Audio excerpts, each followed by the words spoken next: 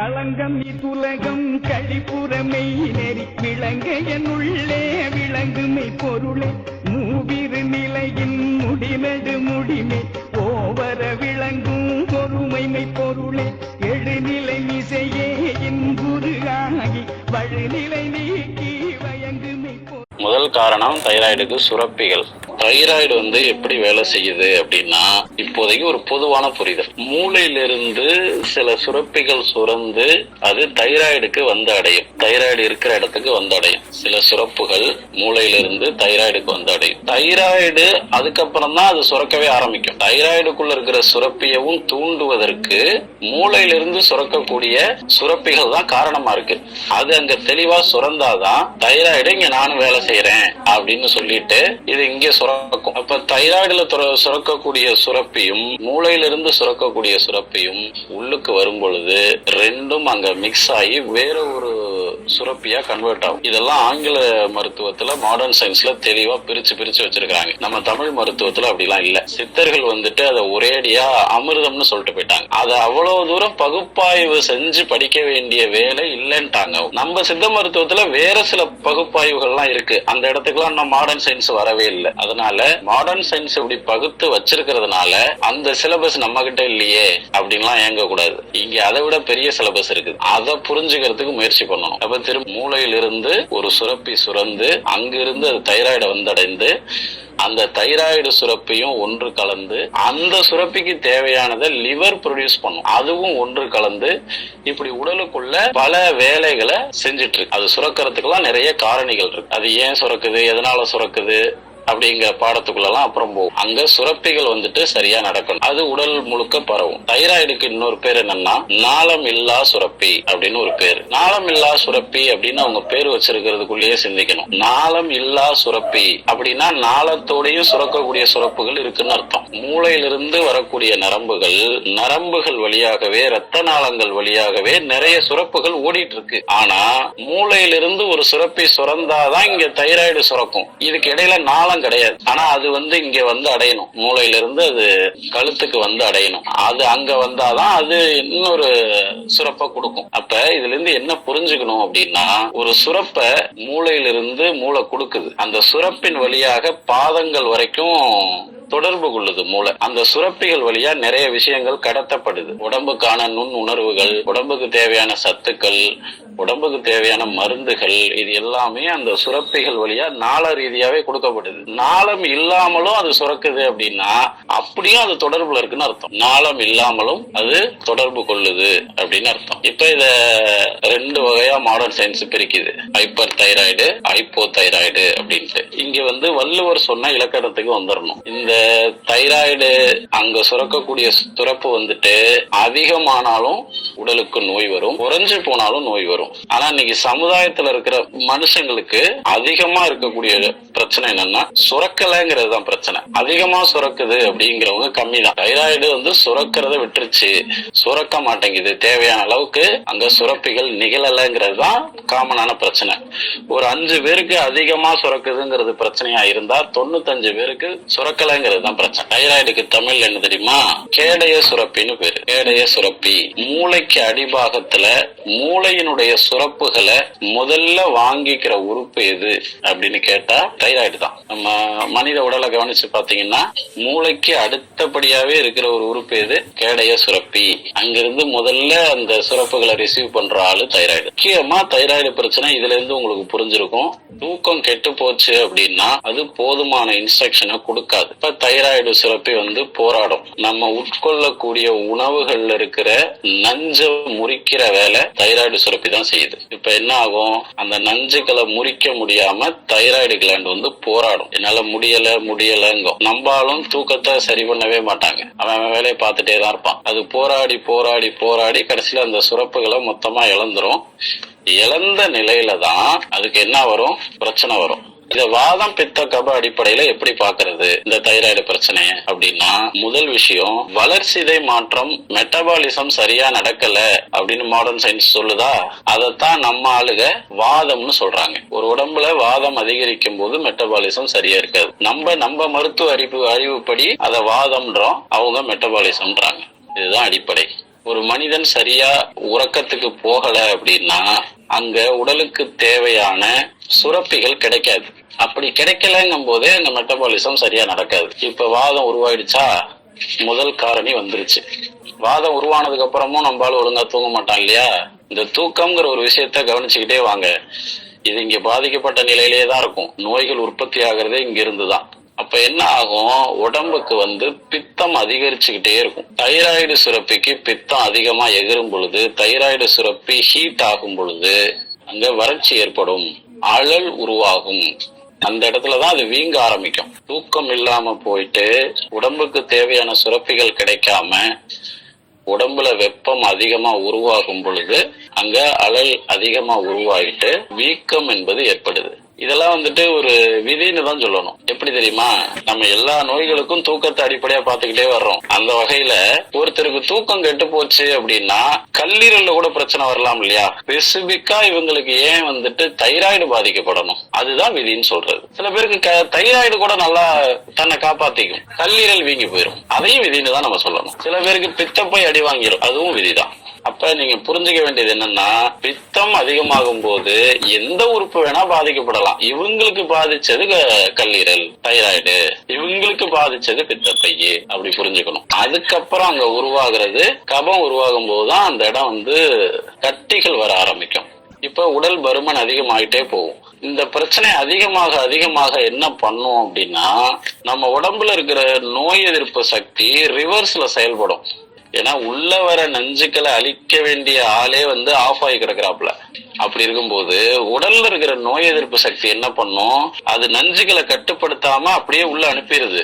வரக்கூடிய உணவுகள் எல்லாத்தையும் இது செரிமானம் பண்ணாம எல்லாத்தையும் அப்படியே வெளியில அனுப்பும். எந்த உணவையும் செரிமானம் பண்ணாது. அந்த நோய் எதிர்ப்பு ஆற்றல் என்ன பண்ணும், எந்த உணவையும் செரிமானம் செய்யாமல் அது கிட்டத்தட்ட எந்த லெவலுக்கு போய் நிக்கும்னா, உடல் உள்ள இருக்கக்கூடிய அந்த செல்களையே அது அழிக்க ஆரம்பிக்கும். ஏன்னா நஞ்சுகள் தானே உள்ள வந்துட்டு இருக்கு, அதனால செல்களையே அழிக்க ஆரம்பிக்கும். இதுதான் அதனுடைய வளர்ச்சி நிலை. இது யாருக்கு பெரிய பெரிய பிரச்சனையை கொண்டாந்து கொடுக்கும்னா, சுரப்பி மூளையிலிருந்து ஆரம்பிச்சு தைராய்டுக்கு அங்கிருந்து கல்லீரல் சில சுரப்பிகளை சுரந்து அதுல இருந்து மொத்தமா ரெடியாகி போற அந்த சுரப்பு எங்க தேவைப்படும் அப்படின்னா, சினைப்பைக்கு தேவைப்படும். ஆண்களுக்கா இருந்தா விந்து பைக்கு தேவைப்படும். ஆண்களுக்கு தைராய்டு வந்துச்சுன்னா விந்து பையில பிரச்சனை ஏற்படும், விந்தணுக்கள் சரியா இருக்காது. அங்கதான் தூக்கமே அடிப்படையில பாதிக்கப்பட்டிருக்கு இல்லையா? உடலே பெரிய நலிவடைந்த நிலையில இருக்கு இல்லையா? அதனால புது உயிர்களை உற்பத்தி பண்ற தகுதியை அந்த ஆணுடைய உடல் இழந்துரும், பெண்ணுடைய உடலும் இழந்துரும். இதுல இப்ப ரொம்ப பாதிக்கப்படுறது யாருன்னா, 35 வயசுக்கு மேல 2-3 குழந்தைகள் இருந்துருச்சுன்னா கூட பிரச்சனை இல்ல, உடல் பிரச்சனையோட சமாளிச்சுக்குவாங்க. இன்னைக்கு திருமணம் ஆகிற பெண்களுக்கு அந்த மாதிரி இருக்கும் பொழுது அவங்களால சமாளிக்க முடியல. அதுக்குள்ளேயே அவங்க தூக்கத்தை கெடுத்துக்கிட்டு உடல்ல பிரச்சனையை உண்டு பண்ணிட்டு குழந்தை வாய்க்குமான்னு ஏங்குற அளவுக்கு போயிட்டாங்க. அது கொஞ்சம் வயசு கம்மியா இருக்கிறவங்களுக்கு சரி பண்ணி கொடுத்துடலாம். அவங்க உடல் கொஞ்சம் நல்லா ஆக்டிவா இருக்கும். சில உணவு முறைகளை கொடுத்து பக்காவா வெளியே எடுத்துடலாம். 50 வயசு வரைக்குமே வெளியே எடுத்துடலாம். அந்த அளவுக்கு உடல் பலம் குறைஞ்சு போயிடாது. 50 வயசுக்கு மேல போகும்போது கொஞ்சம் லேட்டா, குணப்படுத்த முடியாதுன்னு சொல்றதுக்கு இல்ல, லேட்டா அந்த உடல் ரெக்கவர் ஆகிறதுக்கு லேட் ஆகும். இப்ப உள்ள வர்ற உணவுகள் சரியா செரிக்கிறது இல்ல அப்படிங்கறதுனால தைராய்டு நோயாளிகளுக்கு உடல் சோர்வு பயங்கரமா இருக்கும். உடலில் தெம்பே இருக்காது, ரொம்ப நலிவடைஞ்ச நிலையில தான் இருப்பாங்க. அப்ப அங்க செரிமானமின்மை அப்படிங்கிற ஒரு பிரச்சனையை நம்ம எடுத்து எழுதிக்கலாம். இதுதான் இதுல நடக்கிற தாத்பரியம். தைராய்டு பயங்கர பிரச்சனையில இருக்கிற மனிதர்களுக்கு உடல் நீர்த்தன்மையால கவர் ஆயிடும். அவங்க உடம்பே காலப்போக்கில் எப்படி மாறிடும் அப்படின்னா, ஒரு வாட்டர் பாக்கெட் மாதிரி மாறிடும். ஒரு வாட்டர் பாக்கெட்டை தட்டி பாத்தீங்கன்னா எப்படி இருக்குமோ, அவங்க உடலை தட்டி பார்த்தாலும் அப்படிதான் இருக்கும். அப்ப உடலுடைய நிலைத்தன்மை குறைஞ்சிரும். மோஸ்ட்லி தைராய்டுக்கெல்லாம் கேன்சர் வர்றது இல்ல, அது ரொம்ப ரேர். தைராய்டு கேன்சருங்கிறது ரொம்ப ரேரு, 100ல ஒரு 5 பேருக்கு தான் வரும். அப்ப அந்த இடத்துல அழல் அப்படிங்கிற பித்தத்தாலதான் அந்த உறுப்பானது பாதிக்கப்படுது. அந்த இடத்துல கபமும் சேர சேர சேர அது இன்னும் சளி கட்டிக்கிட்டு ஒரு சிரமத்தை கொடுக்க ஆரம்பிச்சிடும். சாப்பிடுற எந்த உணவுமே செரிக்காது, அதுதான் பெரிய பிரச்சனை. தைராய்டு உள்ளவங்களால நிறைய பேசவும் முடியாது, எண்ணங்கள் நிலையா இருக்காது. அதிகமான மன அழுத்தமும் தைராய்டு சுரப்பி குறைஞ்சு போனதுக்கான காரணங்கள் நம்ம கடந்த காலத்துல பேசியிருக்கிறோம். மூளையினுடைய சுரப்பிகளை நல்லபடியா வச்சுக்கிறதுக்கு நிறைய வழிமுறைகள் சொல்லியிருக்கேன் நான். அந்த வழிமுறைகளை அப்படியே இதுக்கு பொருத்துனீங்கன்னா தைராய்டு சரியாயிடும். இதுக்கு நான் தனியா வகுப்பு எடுக்க தேவையில்லை. நமது மூளையை நல்லபடியா வச்சுக்கிறதுக்கான வழிமுறைகள், எல்லா ஹார்மோன்ஸும் நல்ல முறையில சுரக்கிறதுக்கு என்ன செய்யணும்னு சொல்லியிருக்கேன். அதை அப்படியே எடுத்து இதுக்கு இன்செர்ட் பண்ண வேண்டியதான். மூளைக்கான ஆரோக்கியமான உணவுகள் சொல்லியிருக்கேன், தூக்கம் சொல்லியிருக்கேன், குளியல் முறைகள் எல்லாம் சொல்லியிருக்கிறேன். அது எல்லாமே இங்க செட் ஆகும். பெண்களுக்கு இது அதிகமா வரதுக்கான காரணம் வந்துட்டு தூக்கமின்மையும் மன அழுத்தமும் தான். இப்ப இன்னொரு பகுதியை பார்க்கலாம். 12 வயசு குழந்தைக்கு வர்றதுக்கான காரணம் என்ன? தூக்கமின்மை தான். குழந்தைகளை இரவு 11 மணி வரைக்கும் முழிக்க வச்சுக்கிட்டு இருக்கிறது தான் காரணம். அது போய் நம்ம டெஸ்ட் பண்ணினாதான் தைராய்டு இருக்கும், டெஸ்ட் பண்ணாத வரைக்கும் கண்டுக்க வேணாம்னு தயவு செஞ்சு நினைக்காதீங்க. டெஸ்ட்ல தெரியாம கூட இருக்கும் தைராய்டு குறைபாடு. என்ன கேட்டா 100 மனிதர்கள் இருக்காங்கன்னா 60 மனிதர்களுக்கு தைராய்டு சுரப்பில குறைபாடு இருக்கு. கல்லீரல் மாதிரியே லேட்டா தெரியிற உறுப்பு தைராய்டு. அதனுடைய பிரச்சனைகள் இதை சரி பண்றதெல்லாம் ரொம்ப ஈஸி. மாடர்ன் சயின்ஸ்ல எதெல்லாம் வந்துட்டு ஹார்மோன் குறைபாடுனால வருதுன்னு சொல்றானோ அதெல்லாம் சரி பண்றது சித்த மருத்துவத்துல ரொம்ப ரொம்ப ஈஸி. ஆங்கில மருத்துவம் அதை முடியாதுன்னே சொல்லிடும். எங்களால முடியாது, ஏதாவது சப்ளிமெண்ட் வேணா தரோம், அதை வச்சுக்கிட்டு ஓட்டுங்கன்னு தான் சொல்லுவாங்க.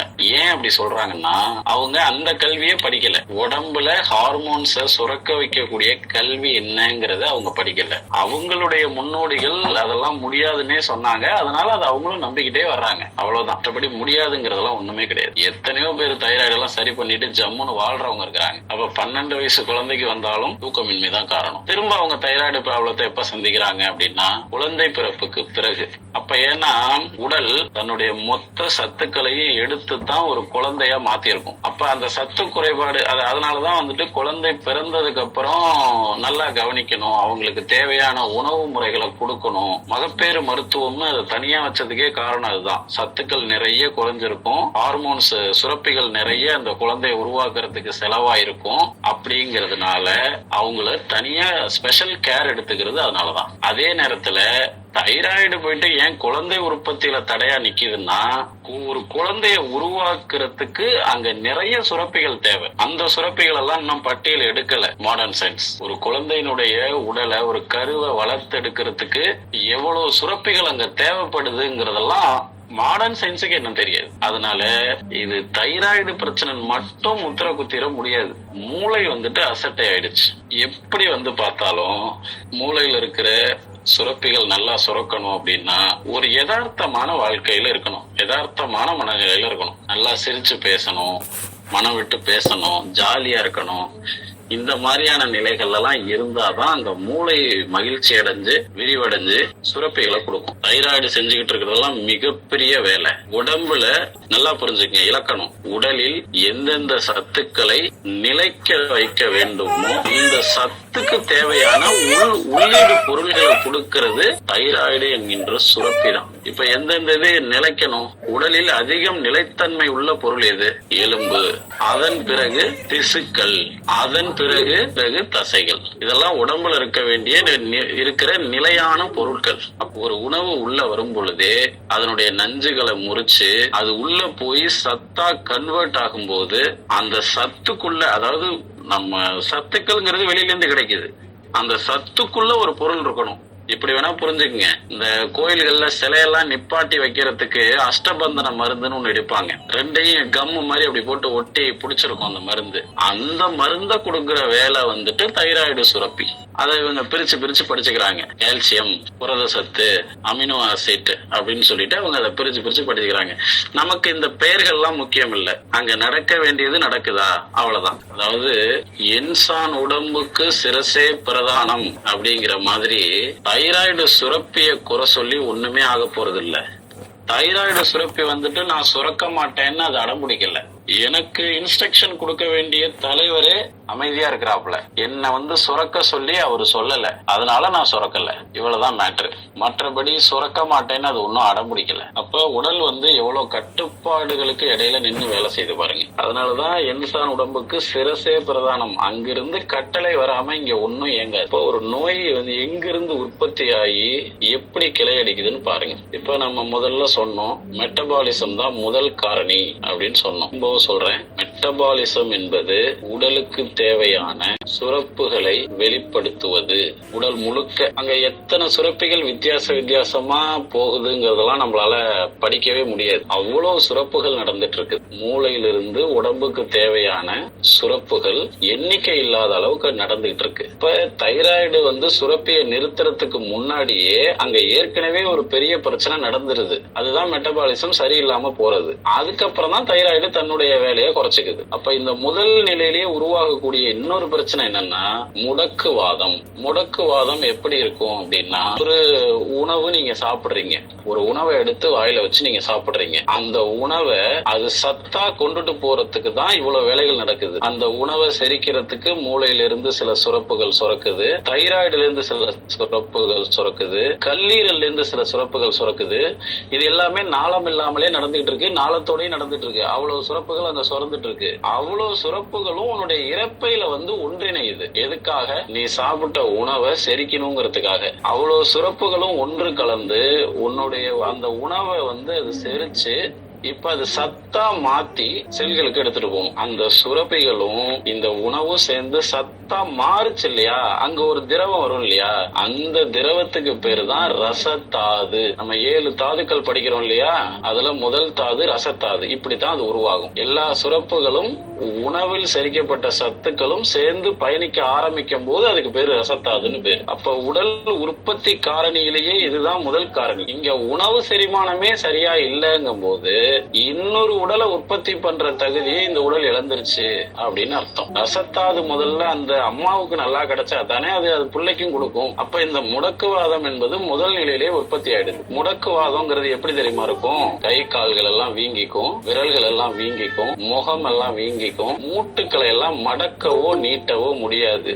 ஏன்? அந்த இடத்துக்கு தேவையான சத்துக்கள் கிடைக்கல. நம்ம ஆள்லாம் எப்படி கண்டுபிடிச்சிருக்கிறான்னா வைத்தியத்தை, இத அவங்க ஹார்மோன் ப்ராப்ளம்னு சொல்லுவாங்க. அழகா ஒரு காயத்திருமீனி எண்ணெயை போட்டு உடலை நல்லா நீவி விட்டு சத்துக்கள் போற பாதையெல்லாம் நல்லா தெளிவு பண்ணி விட்டு உடம்புல செரிமானத்தை நல்லா தூக்கி விட்டு காயத்திருமீனி எண்ணெயிலே வேலையை முடிச்சிருவான். இதுதான் ஒரு சிகிச்சையாளர் செய்யற வேலை. மாடர்ன் சயின்ஸ் போல இவ்வளவு பேசிக்கிட்டு இருக்கிறதுக்கு எல்லாம் வேலையே இல்லை. செரிமானத்தை நல்லா பண்ணி விடு, காயத்திருமீனி எண்ணெய் எடுத்துட்டு வா, போட்டு நல்லா நீவி விடு, சரியா போச்சு. முடக்குவாதம் எத்தனையோ பேரு வர்ம சிகிச்சைக்குள்ள முறையான வழிகாட்டல் செஞ்சு வெளியில போயிருக்கிறாங்க. மாடர்ன் சயின்ஸை பொறுத்த வரைக்கும் மெட்டபாலிசம் ஒரு பெரிய பிரச்சனை போல அவங்க பாப்பாங்க. அதெல்லாம் சரி பண்றதுக்கு வழியே இல்லைன்றுவாங்க. நம்ம ஆளுகளுக்கு காயத்திருமீனி என்ன போதும், தைலம் போதும், அதை வச்சு வெளியிலேயே எல்லா வேலையும் முடிச்சிருவாங்க. சரி பண்றத பத்தி அதிகமா தெரிஞ்சு வச்சிருக்கிறதுக்கு பேர் தானே வைத்தியம். நோய்களை பல மடங்கு படிச்சு வச்சிருக்கிறதுக்கு பேர் வைத்தியம் இல்ல. சரி பண்றது எப்படிங்கறத பத்தி அதிகமா படிச்சு வச்சிருக்கணும். அப்ப திரும்ப சொல்றேன், உடலில் எந்தெந்த உறுப்புகள் எல்லாம் நிலைத்தன்மை மிக்கதோ, நிலைத்தன்மையான பொருள்களுக்கு அந்த சத்துக்களுக்கு உள்ளீடாக சுரக்கக்கூடிய மருந்தை சுரப்பதுதான் தைராய்டு சுரப்பி. எலும்பு நிலைத்தன்மையானது, திசுக்கள் நிலைத்தன்மையானது, உறுப்புகள் நிலைத்தன்மையானது, சதை நிலைத்தன்மையானது. ஒரு மனிதரை பார்த்து நீங்க நலமா இருக்கீங்களா அப்படின்னு கேக்குறோம் அப்படின்னா அதுக்கான அர்த்தம் என்ன? நீ நிலைத்தன்மையோடு இருக்கிறாயா அப்படிங்கிறது தான் அர்த்தம். இப்ப தைராய்டு சொல்லி ப்ராப்ளம் இல்ல, மூளை அதுக்கு தேவையான இன்ஸ்ட்ரக்ஷனை கொடுத்தா அது சிறப்பாக வேலை செய்யும். பெண்கள் 3 இடங்கள்ல இந்த பிரச்சனையை சந்திப்பாங்க. இந்த தைராய்டு பிரச்சனை ஒண்ணு குழந்தை பருவத்திலேயே தூக்கம் ஒழுங்கா இல்லாம, உணவு முறை ஒழுங்கா இல்லாம, அல்லது பரம்பரை ரீதியா. இந்த 3 காரணங்கள் தான் குழந்தைக்கு தைராய்டு வரதுக்கான காரணம். அவங்க குழந்தை பிறப்புக்கு அப்புறம் சந்திக்கிறாங்கன்னா சத்துக்கள் எல்லாம் குழந்தைக்கு போயிடுச்சு, புதிய சத்துக்களை உற்பத்தி பண்றதுக்கு உடல் போராடுதுன்னு அர்த்தம். இன்னொன்னு மாதவிடாய் முடிகிற காலத்துல சந்திப்பாங்க. இந்த 3 இடம் தான் தைராய்டு பிரச்சனையை பெருசா ஃபேஸ் பண்ற இடம். இந்த உடல் உறுப்புகள் வீங்கும் அப்படின்னு சொன்னேன் இல்லையா, அதுல அதனுடைய விகாரம் எந்த அளவுக்கு போய் நிக்கும்னா கண்ணெல்லாம் வெளியில தள்ளிடும், பாக்குறதுக்கு பேய் உருவம் மாதிரி இருக்கும், ஐபால் அப்படியே வெளியில வரும். அந்த அளவுக்கு இந்த தைராய்டு சுரப்பு குறைபாடு இருக்கிறது அவ்வளவு தூரம் போய் நிக்கும். இதுதான் அதனுடைய முதிர்ச்சி நிலை. உடல் எடையை குறைக்கிறது அவ்வளோ கஷ்டம். தைராய்டு சுரப்பி குறைஞ்சு போயிட்டு உடல் எடை அதிகமா இருந்ததுன்னா, உடல் பருமனுக்கு பல காரணங்கள் இருக்கு. எந்த புள்ளியிலிருந்து அவங்களுக்கு அந்த உடல் பருமன் ஆரம்பிச்சிருக்குங்கிறது நமக்கு தெரியணும். தைராய்டு சுரப்பி குறைபாடுனால வந்த உடல் பருமனை குறைக்கிறது கடினம். என்ன முயற்சி எடுத்தாலும் முடியாது. நான் யோகாலாம் போறேன் அப்படிம்பாங்க. யோகா உதவி செய்யும் தான். ஆனா இங்க வந்து செரிமானம் பிரச்சனையா இருக்கு, சுரப்பி இல்ல. அப்படி இருக்கும்போது குறையிறது கஷ்டம். அப்படியே தான் இருக்கும். என்ன யோகா செஞ்சாலும் அசைக்கவே முடியாது. அப்ப தூக்கத்தை பத்தி ஒரு இலக்கணம் சொல்லணும் அப்படின்னா, ஆழ்நிலை தூக்கம்ங்கிறாங்க இல்லையா, அந்த வார்த்தை எல்லாம் தப்பு. ஆழ்நிலை தூக்கம்லாம் ஒண்ணு கிடையவே கிடையாது. அந்த சொல்லே தப்பு. நீங்க வேண்டிக்க வேண்டியதெல்லாம் என்னன்னா, ஆழ்நிலை தூக்கம் கொடுக்கலாம் வேண்டக்கூடாது. உறக்கம் என்றாலே என்ன தெரியுமா? தன்னை மறத்தல். இவ்வளவுதான் இலக்கணம். உறக்கம் என்றால் என்ன? தன்னை மறத்தல். இது நடந்துச்சுன்னா போதும். இந்த வார்த்தைய மந்திரமா நீங்க புடிச்சுக்கணும். தைராய்டு நோயாளிகள் வந்தாங்கன்னா அவங்களுக்கு இதை அழகா சொல்லி கொடுக்கணும். இதுதான் மந்திரம். சித்த மருத்துவத்துல மணி மந்திரம் ஔஷதம் அப்படின்னு சொல்றது போல இதுதான் மந்திரம். தன்னை மறந்த நிலையில் இருக்கிற தூக்கத்தை நீங்க விரும்புங்கன்னு சொல்லணும். ஆங்கில மருத்துவம் எவ்வளவு பயமுறுத்த முடியுமோ இந்த தைராய்டை வச்சு அவ்வளவு பயமுறுத்தி வச்சிருக்காங்க. நேரடியா இதுக்கு தீர்வே இல்லைன்னு சொல்லிட்டு அவங்க எவ்வளவு பயமுறுத்த முடியுமோ பயமுறுத்தியும் வச்சிருக்காங்க. அப்ப மக்கள் வந்துட்டு இயற்கை மருத்துவத்தை நாடுறாங்க. அதுலலாம் எந்த மாற்று கருத்தும் இல்ல. நம்ம கையில தீர்வு இருக்கு. இப்ப நான் சொன்னதெல்லாம் வச்சு ஒரு தைராய்டு நோயாளி அவர் உள்ளுக்குள்ள என்னென்ன நிலையெல்லாம் அனுபவிப்பாரோ அதை புரிஞ்சுக்கணும். சோர்வா இருப்பாரு, செரிமானம் நடக்காது, மன அழுத்தத்துல இருப்பாரு, தூக்கம் முறையா இருக்காது, உள்ளுக்குள்ள எப்போதும் ஒரு அழுத்தம் இருந்துட்டே இருக்கும், குழந்தை இல்லைங்கிற ஒரு ஏக்கம் இருக்கும், எதையும் வெளியில சொல்ல முடியாத ஒரு துக்கம் இருக்கும். நம்ம ஊர் வழக்கத்திலே சொல்லுவாங்க இல்லையா, ஏன் துக்கம் தொண்டை அடைக்குதான்பாங்க இல்லையா. ஒரு துன்பமான விஷயத்த வெளியில சொல்ல முடியாம அந்த லாக் பண்ணிக்குவாங்க. அதனாலயும் அந்த உறுப்பு பாதிக்கப்படும். இதை வந்து நம்ம யோகாவுல எப்படி சொல்றோம்னா, விசுத்தி என்ற சக்கரமா சொல்றோம். விசுத்தி அப்படிங்கிற சக்கரம். யோகாவுல இதை நேரடியா எப்படி சொல்லுவாங்கன்னா, விசுத்தி சக்கரம் ஆஃப் ஆயிட்டு கிடக்கு, லாக் ஆயிடுச்சு, அப்படியே நிக்குது அப்படிலாம் சொல்லுவாங்க. நான் ஒவ்வொரு உறுப்புகள் பத்தி நடத்தும் போது அங்க அந்த இடத்துல இறைவன் வந்து எப்படி செயல்படுகிறான் அப்படிங்கறத சொல்லியிருப்பேன். அது மாதிரி இந்த இடத்துல இறைவன் எப்படி செயல்படுறான் அப்படின்னா, நீலகண்டனாக, திருநீலகண்டனாக செயல்படுகிறான். நீங்க நம்ம சொல்ற வழிமுறைகள் எல்லாம் ஒழுங்கா பின்பற்றினீங்கன்னா தைராய்டு சுரப்பி என்னைக்குமே குறைபாடு ஏற்படவே ஏற்படாது. மிகுதி ஆகிறதுக்கும் வாய்ப்பு இல்லை. மிகினும் குறையினும் நோய் செய்யும், அவ்வளவுதான் வள்ளுவர் முடிச்சுட்டு போயிட்டாரு. அவருக்கு அப்புறம் இதெல்லாம் தெரியாமலா எழுதியிருப்பாரு. மிகினும் குறையினும் நோய் செய்யும், அந்த வார்த்தைக்குள்ள எவ்வளவு பொருள் இருக்கு. அப்ப இறைவன் அந்த இடத்துல திருநீலகண்டனா செயல்படுறாங்கிறத புரிஞ்சுக்கிட்டு நாம உங்களுக்கு கொடுத்துருக்குறோம் இல்லையா கவச திருநீர், அதை வந்து முறையா நல்லா குளிச்சுட்டு நல்லா தூங்கிட்டு அதை நெத்தியில எடுத்து சாத்தி கழுத்துலயும் நல்லா பூசிக்கிட்டீங்கன்னா அந்த பிரச்சனைகள் காலப்போக்குல சரியாயிடும். இப்படி ஒரு பிரச்சனை இருந்ததாகவே நமக்கு தெரியாது. இதுல ஒரு மெசேஜ் என்னன்னா, இந்த மாதிரியான நோய் நிலைகள் எல்லாம் நல்லா கவனிக்கணும். நான்லாம் எப்போதும் சொல்ற அறிவுரை என்னன்னா, நீங்க எப்படி பணம் சேர்த்து வச்சுக்கிறீங்களோ, மனித உடல்னு இருந்தா நோய்கள்னு வரத்தான் செய்யும். நம்ம பண்ற அட்டகாசம் அப்படி. அந்த நோய் நிலைகளையும் சமாளிச்சுக்கிறதுக்கு உடல் நலத்துக்காக கொஞ்சம் தொகை எடுத்து வைங்க. மருத்துவருக்கு கட்டுற மாதிரி இருக்கும், மருந்துக்கு கொடுக்குற மாதிரி இருக்கும் அப்படின்னு நான் சொல்லுவேன். நம்ம மாணவர்களா இருந்தாலுமே சரிதான். நான் அதைத்தான் சொல்றது எல்லார்ட்டையும். நீங்க மாணவர்கள்ங்கிறதுனாலே டைரக்டா வந்தாலாம் நானே வைத்தியம் பார்க்க மாட்டேன். காசு ரெடி பண்ணி வச்சுக்கிட்டு கொடுத்தா தான் உனக்கான மருந்தை செய்ய முடியும், முறையான வழிகாட்டலை செய்ய முடியும். அப்ப நுட்பமான அறிவு வேணும். பொதுவான அறிவுரைகளை வச்சுக்கிட்டு போக கூடாது. இப்ப இந்த ஒரு வகுப்புல சொல்லும் போது உங்களுக்கு எவ்வளவு விஷயம் புரியுது. இந்த வளர்சிதை மாற்றம் நல்லபடியா நடக்கிறதுக்கு சில உணவு முறைகள் இருக்கு, அதை சொல்றேன். அதெல்லாம் பயன்படுத்துங்க. இந்த பொருட்கள் எல்லாம் எப்படி பயன்படுத்தணும்னு சொல்றதுக்கு நேரடி வகுப்புக்கு வரணும், அல்லது என்னட்ட தனிப்பட்ட முறையில தொலைபேசியில அழைக்கணும். இது வந்து மாணவர்களுக்கான வகுப்பு. இங்க பொதுவான அறிவை தான் கொடுக்க முடியும். நேரடியா நீங்க கூட தொடர்பு கொள்ளும் பொழுதுதான் அதை எப்படி பயன்படுத்தணுங்கிற அறிவை நம்ம கொடுக்க முடியும். ஆனா சில விஷயங்களை நீங்க அப்படியே பயன்படுத்திக்கலாம், அதுல ஒன்றும் தப்பு கிடையாது. மருந்துன்னு வரும்போது அதை முறையா தான் செய்யணும். சொல்றேன், நோட் பண்ணிக்கோங்க. வளர்சிதை மாற்றத்தை சீர் செய்யக்கூடிய உணவு முறைகள், மருந்து பொருட்கள். தண்ணீர் விட்டான் கிழங்கு, அது சூரணமாகவே கிடைக்குது. தண்ணீர் விட்டான் கிழங்கு, அந்த சூரணத்தை தேன்ல கலந்து காலையும் மாலையும் எடுத்துட்டு வந்தா, கொஞ்சமா எடுத்து சும்மா உள்ளங்கையில வச்சு கலந்து சாப்பிட்டுட்டு வந்தா வளர்சிதை மாற்றம் சீராகும். அமுக்ரா கிழங்கு, அதுவும் சூரண வடிவத்திலே இருக்குது. இது எல்லாமே அதை சீர் செய்யக்கூடியது. ஒவ்வொரு தருணத்துல எடுத்து பயன்படுத்தலாம். அப்புறம் சீந்தில் கொடி, அதை டீ போட்டு குடிக்கலாம். பனவெல்லம் போட்டு டீ வச்சு குடிக்கலாம். அது வளர்சிதை மாற்றத்தை சீர் செய்யும். நெல்லிக்காய் எடுத்துக்கலாம். இதுக்கெல்லாம் நீங்க யாரையும் கேட்கணும்னு அவசியம் இல்லை. நெல்லிக்காய் ஜூஸை போட்டு குடிச்சுக்கிட்டு இருந்தீங்கன்னா வளர்சிதை மாற்றம் சிறப்பா வந்துடும். குறுந்தொட்டி சூரணம் விக்குது, பொடி விக்குது. ஒண்ணுல ஒரு பொருளை பொடியாக்குனா அதுக்கு சித்த மருத்துவத்துல சூரணம்னு பேரு. சில மிக்சிங் போட்டிருந்தாங்கன்னா அது இதெல்லாம் மருத்துவ கலைச்சொல். நம்ம பொடியும் போ அவங்க சூரணம் பாங்க, அவ்வளவுதான். குறுந்தொட்டி சூரணத்தை காய்ச்சி பால்ல குடிக்கலாம் அல்லது தேன்ல எடுத்துக்கலாம். மூக்கரட்டை கீரை, திராட்சை, கருப்பு திராட்சை, அதிமதுரம், வாய்விடங்கம், இது எல்லாமே வளர்சிதை மாற்றத்தை சரி செய்யும். தைராய்டு குறைபாடு உள்ளவங்களுக்கு சில அறிகுறிகள் இருக்கு.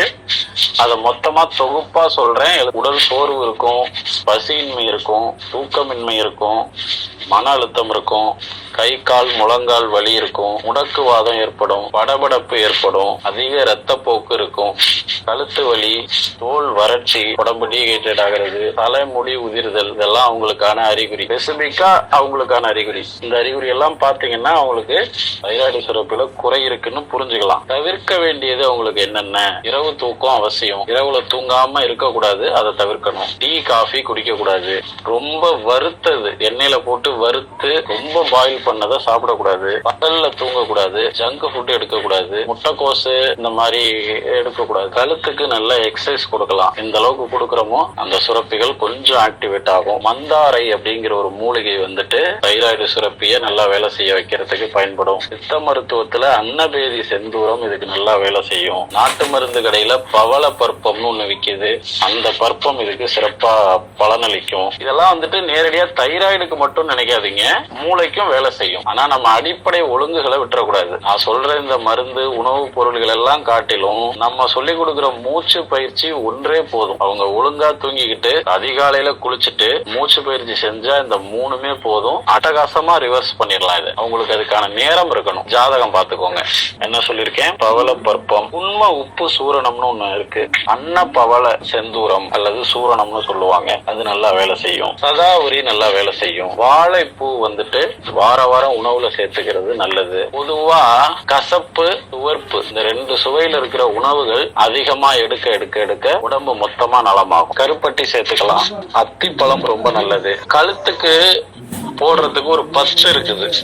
அந்த பத்தை நோட் பண்ணிக்கங்க. சுக்கு பொடி, கஸ்தூரி மஞ்சள், வசம்பு பொடி, இது மூணையும் சேர்த்து வெந்நீர் அல்லது முட்டையினுடைய வெள்ளை, அந்த வெள்ளை கரு அதுல சேர்த்து, வெந்நீர் அல்லது முட்டையினுடைய வெள்ளை கரு அதுல எடுத்து கழுத்துல தூங்கும் போது 10 போட்டு விட்டோம்னா ரொம்ப நல்லது. தூக்கமும் நல்லா வரும். கண்டங்கத்திரி லேகியம் நாட்டு மருந்து கடையில விற்கிது, அதை எடுக்கலாம். நீராகாரம் ரொம்ப ரொம்ப நல்லது.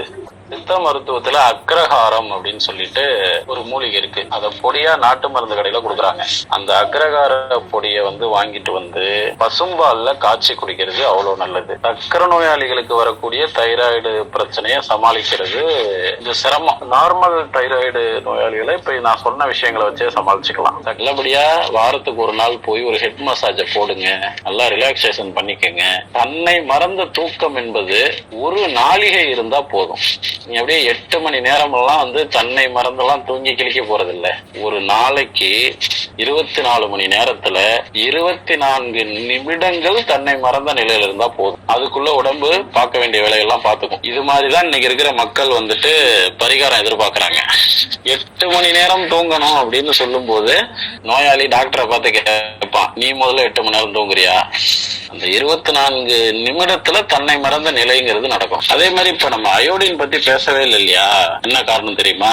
அயோடின் டெபிஷியன்சினால தைராய்டு வந்ததெல்லாம் எந்த காலமும், இந்த காலத்துல எல்லாம் அப்படி கிடையாது. அதெல்லாம் மலையேறி போச்சு. ஒரு காலத்துல எல்லாம் அயோடின் பற்றாக்குறையினாலதான் உங்களுக்கு தைராய்டு வருது அப்படின்னு சொல்லி நிறைய கொடுத்தாங்க.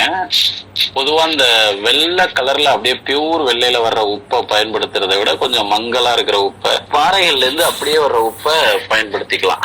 அதை அதுல கொஞ்சம் நச்சுத்தன்மை இருக்கும் அப்படின்னா நம்ம முருங்கைக்கீரையோட போட்டு அதை வறுத்து அதை ஒரு மெடிசன் ஃபார்மட்ல எடுத்தோம் அப்படின்னா பிரச்சனை கிடையாது. அதனால இந்த வெள்ளை உப்பை தவிர்த்துட்டு இந்த உப்புங்கிற மாதிரியான விஷயங்களை பயன்படுத்திக்கிறது. அயோடின் அதிகமா எடுக்கக்கூடாது இன்னைய காலகட்டத்துல எல்லாம். எந்த பொருள்ல உனக்கு உப்பு இல்லை சொல்லு? உப்பு இல்லாத பொருள் ஏதாவது இருக்குதா? எல்லாம் கிடையாது. எல்லா பொருள்கள்லயும் உப்பு இருக்குது. அதனால அயோடின் பற்றாக்குறையினால வருதுங்கிறதெல்லாம் ஏத்துக்க முடியாது. ஒருவேளை இவங்க சொல்ற மாதிரி அயோடின் பற்றாக்குறையில தான் வருதுன்னு சொல்லி அயோடின் எடுத்துக்கிட்டாங்க அப்படின்னா அவங்களுக்கு பிரச்சனைகள் இன்னும் பெருசாதான் ஆகும். உப்பு வந்து இரும்ப கரைக்கும். அயோடின் உடம்புல அதிகமாயிருச்சு அப்படின்னா ஹீமோகுளோபின் குறைஞ்சிரும். சரி, இப்போ மூளையில இருந்து எல்லா ஹார்மோன்ஸும் நல்லா சுரக்கிறதுக்கு ஏதாவது தூங்கி முழிச்சதுக்கு அப்புறம் அந்த உணர்வு எப்படி இருக்கணும்னா, நிறைய விஷயத்த புதுசா நம்ம ஞாபகப்படுத்திக்கிற மாதிரி இருக்கணும். ஐயோ இவ்வளவு வளர்ந்துட்டோமா, இவ்வளவு வயசாயிடுச்சா, 2025 வாழ்ந்துகிட்டு இருக்கிறோமா நம்ம அப்படின்ட்டு எல்லாத்தையும் திரும்ப ரீபிக்கப் பண்ற அளவுக்கு மறந்த 35 வயசுல எல்லாம் நல்லா தூங்கணும் அப்படின்னு மைண்ட் செட் பண்ணிக்கிட்டே வாங்க. இன்னும் நம்ம வளர வளர வளர 30-40 வயசுல எல்லாம் நமக்கு நல்ல தூக்கம் வேணும் அப்படின்னு நீங்க நினைச்சுக்கிட்டே வாங்க. அந்த காலத்துல நல்லா தூங்கணும். 40 வயசுக்கு மேல 50 வயசுக்கு மேலதான் நல்லா தூக்கம் வரணும். அப்பதான் ஆரோக்கியத்தை நிலைக்க வைக்க முடியும். நிறைய ஆராய்ச்சி பண்ணுங்க. நிறைய பேருக்கு வயசு ஏற ஏற ஏன் தூக்கம் இல்லாம போகுதுன்னு ஆராய்ச்சி பண்ணு. குறிப்பா 60 வயசுக்கு மேல யார கேட்டாலும் எனக்கு தூக்கம் இல்ல, யார வேணாலும் கேளு. இப்பல இருந்தே சிந்திக்கணும்.